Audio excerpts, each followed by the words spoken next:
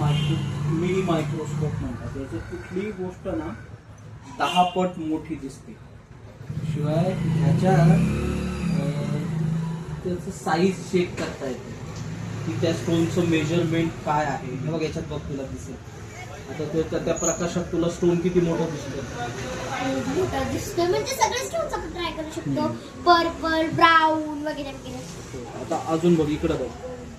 हात जर आता याच्या खाली ठेवला ना तर इथं लाईट दिसणार नाही, पण स्टोन तेवढ्याच पटीनं मोठा दिसेल. दिसला ना?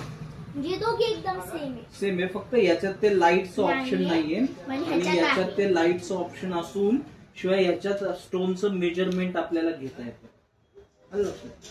त्यातले बारकावे दिसतात आपल्याला, त्यातले इन्क्लुजन दिसतात. या लाईन्सचा म्हणजे ते त्याची मेजरमेंटची लाईन आहे. म्हणजे आता ह्याच्यात आहे ना आणखी एक गोष्ट पाहता येते. काही जण काय करतात, हा जो स्टँडी मायक्रोस्कोप आहे ना तो असा उलटा धरून पण बघतात. असा मला पण दोन्ही गोष्टी जवळ धरायच्या. दिसतात का त्यातले आतले पार्टिकल्स?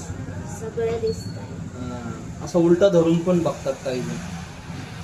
पण ऍक्च्युली त्याची परीक्षण करण्याची पद्धत ही अशीच आहे. त्या ट्विझरनं तो स्टोन त्या याच्या खाली न्यायचा किंवा इथं सुद्धा नेताना तो तसाच खाली न्यायचा. लाईटच्या प्रकाशात तो आणखी क्लिअर दिसतो. ओके.